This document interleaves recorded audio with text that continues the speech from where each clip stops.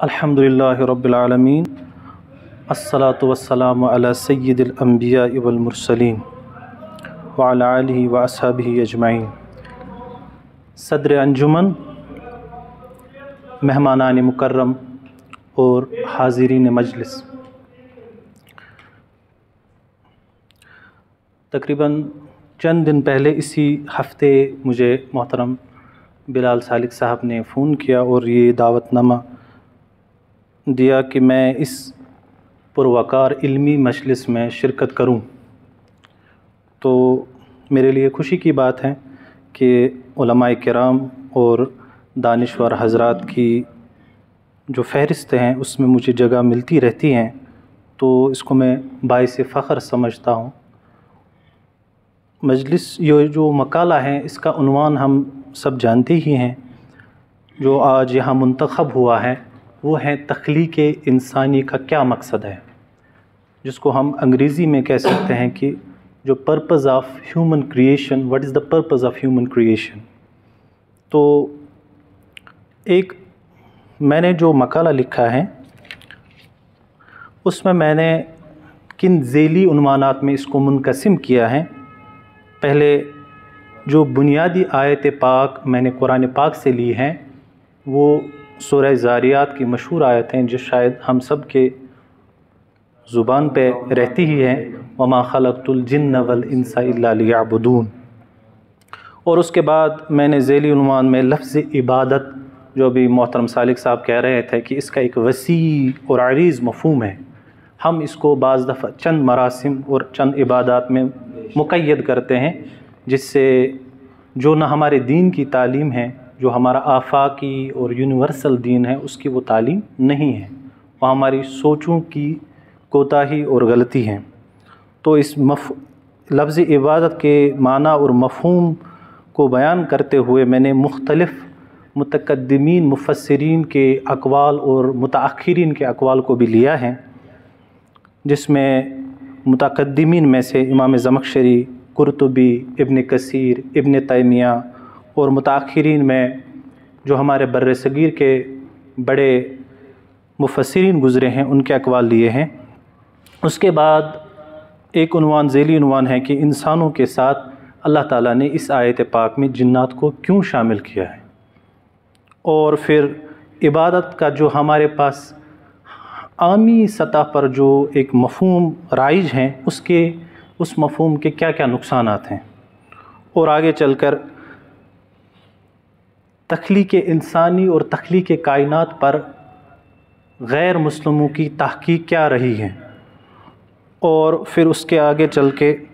جو میرا اس مقالے کا دوسرا پارٹ ہے، چونکہ میں سیرت پر کام کر رہا ہوں تو میں نے مناسب سمجھا کہ اس مقالے کو میں سرور عالم صلی اللہ علیہ وسلم کی یونیورسل آفاقی عالمگیر سیرت، جس میں ہم سب طبقات انسانی کے لیے کامل، اکمل، بہترین نمونہ محفوظ ہیں اور پورے عالم کے سامنے آئینہ دار ہیں۔ اور پھر سابقہ امم میں دین و دنیا کی جو تقسیم رہی ہے اس سے کیا کیا نقصانات دنیا کو دیکھنے پڑے، اور جناب رسول پاک علیہ السلام نے دنیا کو جو انعامات دیے ہیں ان میں سب سے ایک بڑا انعام جو تھا وہ دین اور دنیا کی وحدت کا تصور تھا۔ تو اس کو میں نے تفصیل کے ساتھ یہاں بیان کیا ہے، اور اس کے آگے چل کر کاملیت اور جامعیت سرور عالم صلی اللہ علیہ وسلم کی سیرت کی ہیں، اس کو میں نے مختلف کتب سے نقل کر کے، اور چند بڑے ہمارے سیرت نگاران جو ہیں تو ان کے اقوالوں کو، ان کے کچھ اقتباسات کو بھی میں نے نقل کیا ہے۔ تو سب سے یہ میری مختصر سی جو اس کی جو ڈیزائن تھا اس پیپر کا وہ میں نے آپ کے سامنے پیش کیا۔ تو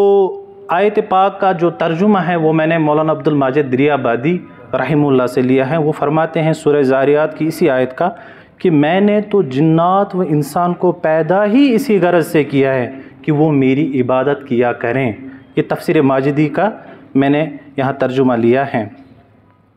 تو آگے چل کر وہ لکھتے ہیں کہ عبادت سے یہاں صرف فقہ کی کتاب کتاب العبادات والی عبادات پنجگانہ مراد نہیں ہیں، بلکہ اپنے وسیع و عام مفہوم میں طلب رضا الہی کے مرادف مراد ہیں۔ پھر اس کے بعد امام رازی کا قول انہوں نے لیا ہے، جس میں وہ فرماتے ہیں کہ عبادتوں کا جو خلاصہ ہیں وہ دو چیزیں ہیں، ایک ہے امر الہی کی تعظیم، التعظیم لامر اللہ، اور اس کے بعد آگے ہیں کہ خلق خدا پر شفقت، تو جس کو ہم عام زبان میں حقوق اللہ اور حقوق العباد سے جانتے ہیں، تعبیر کرتے ہیں۔ مولانا مودودی رحمہ اللہ تعالیٰ تفہیم القرآن میں لفظ عبادت پر حاشے میں لکھتے ہیں کہ عبادت کا لفظ اس آیت میں محض نماز، روزے اور اسی نوعیت کی دوسری عبادت کے معنی میں استعمال نہیں کیا گیا ہے۔ کوئی شخص اس کا مطلب یہ لے کہ جن اور انس صرف نماز پڑھنے، روزہ رکھنے اور تسبیح و تحلیل کرنے کے لیے پیدا کیے گئے، یہ مفہوم اگرچہ اس میں شامل ہیں مگر یہ اس کا پورا مفہوم نہیں ہے۔ اس کا پورا مفہوم یہ ہے کہ جن اور انس اللہ کے سوا کسی اور کی پرستش، اطاعت، فرما برداری، نیاز مندی کے لیے پیدا نہیں کیے گئے۔ ان کا کام کسی اور کے سامنے جھکنا، کسی اور کے احکام بجا لانا، کسی اور کے سے طاقت طلب کرنا، کسی اور کے بنائے ہوئے دین کی پیروی کرنا، کسی اور کو اپنی قسمتوں کا بنانے اور بگاڑنے والا سمجھنا اور کسی دوسری ہستی کے آگے دعا کے لیے ہاتھ پھیلانا نہیں ہے۔ یہ مولانا مودودی صاحب کا میں نے یہاں اقتباس لیا ہے۔ مولانا ثناء اللہ پانی پتی تفسیر مظہری میں لکھتے ہیں کہ اس آیت کے ذیل میں، جس کو انہوں نے اصل میں یہ ابن کثیر سے لیا ہے، کہ میں نے جنوں اور انسانوں کو اپنی کسی ضرورت کے لیے پیدا نہیں کیا بلکہ صرف اس لیے کہ ان کے نفع کے لیے اپنی عبادت کا حکم دوں، وہ خوشی و ناخوشی میرے معبود برحق ہونے کا اقرار کرے، مجھے پہچانے۔ امام زمخشری نے لفظ عبادت کی وضاحت کرتے ہوئے انہوں نے لکھا ہے کہ یہ وہ راستہ جو آمد و رفت کی کثرت سے پامال ہو گیا۔ امام راغب الاصفہانی کے خیال میں عبادت کا لفظ انتہائی درجے کی ذلت و انکساری ظاہر کرنے پر بولا جاتا ہے، لہذا عبادت کی مستحق بھی وہی ذات ہو سکتی ہے جو بے حد صاحب فضیلت و انعام ہو، اور ایسی ذات صرف ذات الہی ہی ہو سکتی ہے۔ اس کے بعد امام شوکانی کا ایک بڑا قول ہے، اس کو میں چھوڑ دیتا ہوں وقت کی قلت کو سامنے رکھتے ہوئے۔ تو آگے ایک جامع لفظ عبادت کی ایک جامع جو تعبیر کی ہیں، تشریح کی ہیں، وہ شیخ الاسلام ابن تیمیہ علیہ رحمہ نے فرمائی ہیں، جس کی عربی عبارت کو چھوڑ کر میں اردو ترجمہ پر اکتفا کرتا ہوں کہ عبادت ایک جامع لفظ ہے جو اللہ تعالیٰ کے تمام محبوب و پسندیدہ ظاہری و باطنی اقوال و اعمال کو شامل ہیں، چنانچہ نماز، زکوٰۃ، روزہ، حج، بات میں سچائی، امانت کی ادائیگی، والدین سے حسن سلوک، رشتہ داروں سے نیکی، وعدوں کو پورا کرنا، نیکی کا حکم کرنا، برائی سے روکنا، کفار و مشرکین سے جہاد، پڑوسیوں، یتیموں، مسکینوں، مسافروں، زیر دست انسانوں اور جانوروں کے ساتھ بلائی، دعا، ذکر، قرات اور ان جیسی اور باتیں سب عبادات ہیں۔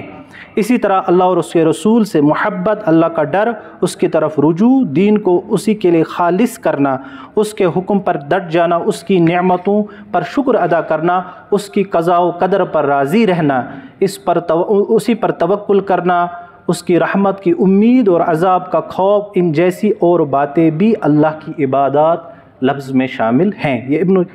شیخ الاسلام ابن تیمیہ علیہ رحمہ کا یہ جو عبادت کے انہوں نے ڈیفینیشن دی ہے۔ تو انس اور جن کو، انسانوں کو اس آیت میں، جنات کو اس آیت میں کیوں اللہ تعالیٰ نے شامل کیا ہے، تو اس کو بیان کرتے ہوئے علماء کرام نے مختلف جوابات دیے ہیں۔ اصل میں یہ ہے کہ فرماتے ہیں کہ یہ جو دو قسمیں ہیں مخلوقات میں سے، انسان اور جنات، تو ان میں اللہ تعالیٰ نے پورا احساس ذمہ داری رکھا ہے، ان کے اندر ابتلاء اور امتحان و اختیار، یہ سب صلاحیتیں جمع کر دی گئی ہیں، بخلاف اور مخلوقات جیسے فرشتوں کے اندر ابتلاء کا کوئی مادہ رکھا ہی نہیں ہے، اور حیوانات کے اندر اختیار نہیں رکھا ہے اللہ تعالیٰ نے اختیار اور ابتلا اور شعور وہ صرف اللہ تعالیٰ نے ان دو مخلوقاتوں کے اندر رکھا ہوا ہے، تبھی اللہ تعالیٰ نے انسانوں کے ساتھ جنات کو بھی اس میں شامل کیا گیا ہے۔ اب جو ہمارا ناقص مفہوم ہوتا ہے عبادات کا، یعنی ہم سمجھتے ہیں کہ جو ہمارے ظاہری، اچھا اس میں ایک چیز میں یہاں ایڈ کرنا چاہتا ہوں کہ وہ یہ ہے کہ ہمیں بعض دفعہ کوئی چیز بیان کرنے میں ہمارے ہاتھ سے اعتدال چھوٹ جاتا ہے۔ وہ عبادات کی پھر علماء کرام نے قسمیں کی ہیں، اور اس کو بالواسط اور بلا واسط عبادات میں، جو بالواسط عبادات ہوتی ہیں ان کا درجہ بلا واسط عبادت کے بعد آتا ہے۔ تو ہم کبھی کبھی بلا واسطہ عبادات کو ایسے بیان کرتے ہیں جس سے بالواسطہ عبادات کی اہمیت کم ہو جاتی ہے، اور کبھی کبھی بالواسط عبادات کو ایسے بیان کرتے ہیں جس سے بلا واسط عبادات کی اہمیت کم ہو جاتی ہیں۔ تو ہمارے دین کا جو حسن ہے، مرکزی حسن، وہ توازن ہے، وہ اعتدال ہے۔ ہم امت وسطیٰ ہیں، تو ہمیں جب بھی کسی چیز پر کوئی گفتگو کرنی ہو، کسی حکم کو بیان کرنا ہو، تو ہمارے اندر اعتدال اور توازن یہ ہمیشہ ہمارے ساتھ چلنا ہونا چاہیے۔ تو جو ناقص مفہوم ہوتا ہے عبادات کا، اس سے کیا ہوتا ہے؟ اس سے یہ ہوتا ہے کہ نتیجے کے طور پر لوگ تو عوام الناس نماز، روزہ اور ان جیسی عبادات کے تو بڑے پابند ہوتے ہیں، لیکن معاملات ان کے انتہائی خراب ہو جاتے ہیں، جو اس وقت ہماری ذبح حالی کا ایک بہت بڑا ذریعہ بنا ہوا ہے۔ اس میں شک نہیں ہے کہ یہ سب اعمال شریعت اسلامی کی تجویز کردہ خاص عبادات شاعر اسلام ہیں، لیکن عبادات کا دائرہ اگر انہی تک محدود کر دیا جائے تو ظاہر ہے کہ ان سب کا مجموعہ انسانی زندگی کے ایک مختصر حصے کو ہی اپنے احاطے میں لے سکتا ہے۔ پھر اسے مقصد زندگی کہنا مناسب معلوم نہیں ہوگا۔ مقصد زندگی ہونے کا تقاضا تو یہ ہے ہی کہ اس کے دائرے کی وسعت زندگی کے تمام شعبوں کو محیط ہو، اور حقیقت میں ایسا ہی ہے۔ تو آگے چل کر جو تخلیق کائنات پر جو آج تک اصل میں جو ہماری جو عبادت اور جو عبودیت ہیں، یہ خود انسان کی تکمیل کے لیے ہیں۔ مولانا عبد الماجد دریابادی صاحب نے بھی اس کو لکھا، اور باقی مفسرین نے بھی لکھا کہ اصل میں عبدیت انسانیت کی اپنی ضرورت ہے، جس سے اس کی انسانیت، جس سے اس کا وجود پائے تکمیل کو پہنچتا ہے، اس کا ظاہر اور باطن سنور جاتا ہے۔ اگر عبدیت انسان سے نکالی جائے تو اس کے بعد جانوروں کے روش اور انسانوں کی روش میں کوئی فرق نہیں رہے گا۔ تو یہ انسان کی، اور یہ عبدیت کا درس صرف محمد رسول اللہ صلی اللہ علیہ وسلم نے نہیں دیا، گوہ کہ محمد رسول اللہ صلی اللہ علیہ وسلم تمام انبیاء کے اوصاف کے جامع تھے، جامع الکمالات تھے، لیکن تمام انبیاء کی یہ دعوت رہی ہے، اسی لیے وہ مبعوث ہوئے ہیں، لیکن محمد رسول اللہ صلی اللہ علیہ وسلم نے اس کی تکمیل فرمائی۔ تو وہ آگے چل کر انشاءاللہ میں تو آج تک تخلیق انسانی پر یونانی فلاسفروں نے، جیسے افلاطون نے بھی یہ بحثیں، فلسفی نے یہ بحثیں اپنی کتابوں میں کی ہیں۔ کوئی اس نتیجے پر پہنچا ہے کہ انسان بے مقصد پیدا ہوا، کوئی اس نتیجے پر پہنچا کہ کائنات کی ہر چیز میں ایک تغیر ہے، تو کوئی کہتا ہے کہ انسان جو ہے نا یہ ایک سایہ جیسا ہے دنیا میں، کوئی کہتا ہے کہ آگے چل کر جو ہمارے بعد کے لوگ ہیں، فلاسفرس ہیں، نان مسلمس، تو انہوں نے بہت گھوڑے دوڑائے ہیں اس میں، تو وہ کہتے ہیں کہ انسان بے مقصد، کوئی کہتا ہے کہ بندروں کا کزن ہے، کوئی کہتا ہے کہ انسان اتفاقی چیز ہے۔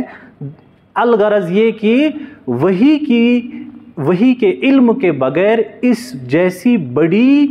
حقیقت کو پانا محال ہے، اور سیرت محمد رسول اللہ صلی اللہ علیہ وسلم ہی واحد ذریعہ کیوں ہیں۔ بس اس پر میں اختتام کرتا ہوں کہ دنیا میں محمد رسول اللہ صلی اللہ علیہ وسلم سے پہلے جو دنیا تھی وہ 2 خانوں اور 2 کیمپوں میں بٹی ہوئی تھی۔ جو وہاں دیندار بننا چاہتا تھا اس کو اپنا آپ ہمیشہ کے لیے گرجا گھر میں اس کو وقف کرنا پڑتا تھا، اور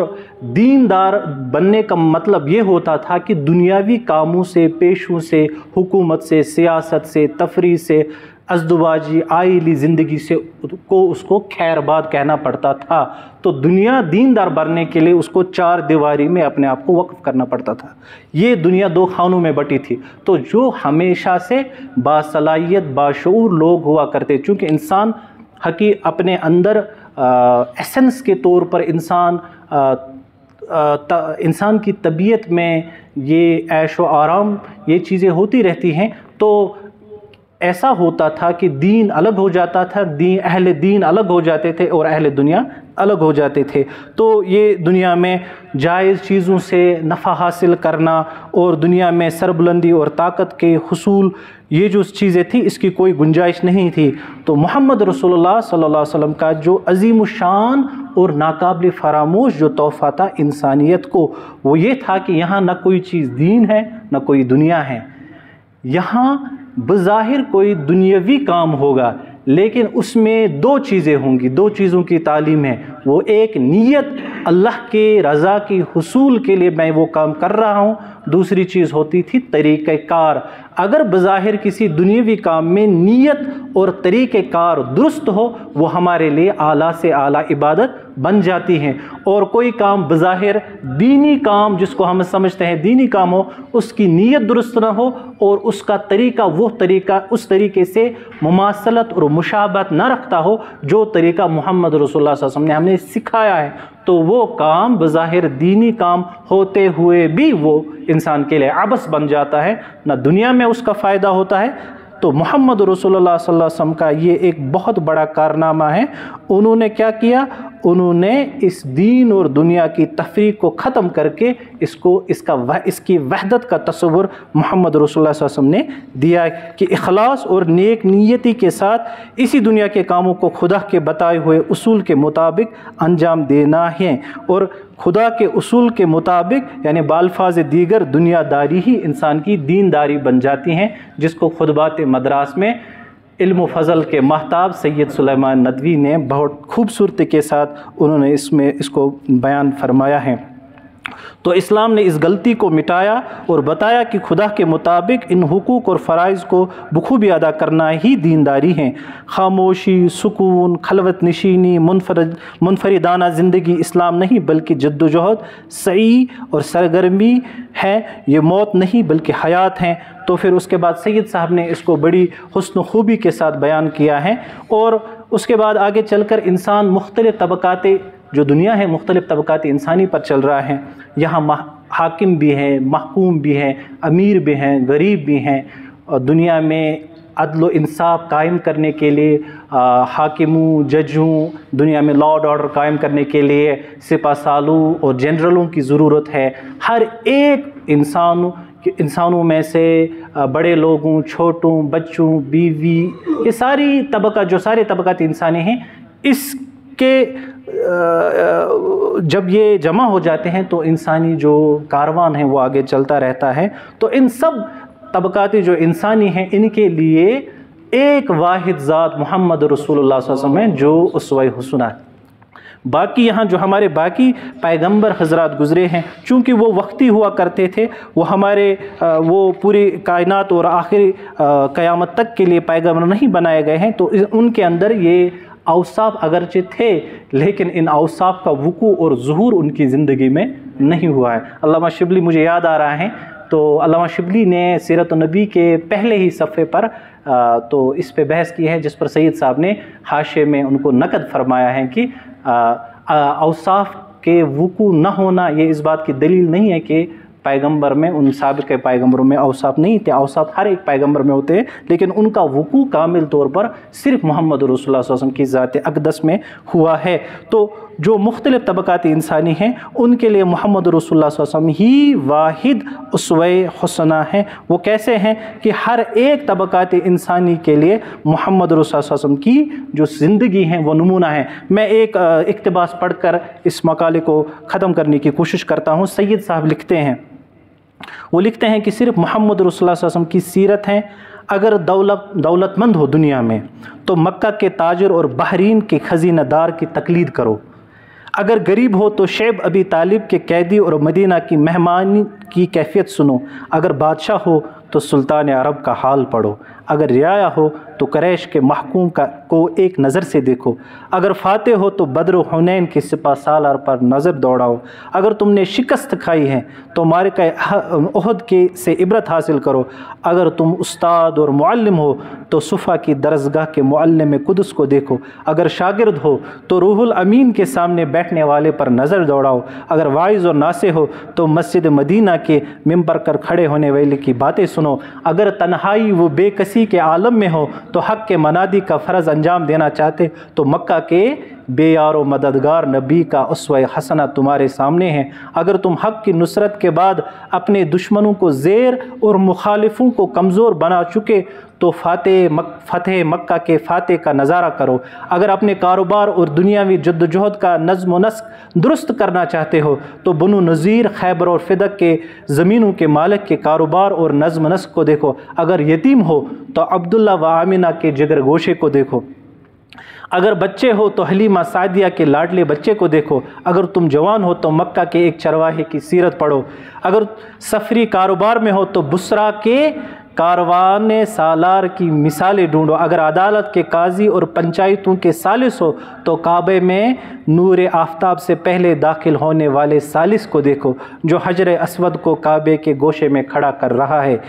مدینہ کی کچی مسجد کے صحن میں بیٹھنے والے منصف کو دیکھو جس کی نظر انصاف میں شاہ و گدا، امیر و غریب برابر ہے، اگر تم بیویوں کے شوہر ہو تو خدیجہ اور عائشہ کے مقدس شوہر کی حیات پاک کا مطالعہ کرو، اگر اولاد والے ہو تو فاطمہ کے باپ اور حسن و حسین کے نانا کا حال پوچھو، غرض تم جو کوئی بھی ہو، کسی حال میں بھی ہو، تمہاری زندگی کے لیے نمونہ اور تمہاری سیرت کی درستی و اصلاح کے لیے سامان، تمہاری ظلمت کھانے کے لیے ہدایت کا چراغ اور رہنمائی کا نور محمد رسول اللہ صلی اللہ علیہ وسلم کی جامعیت کبریٰ کے خزانے میں ہر وقت اور ہم ادب موجود ہیں۔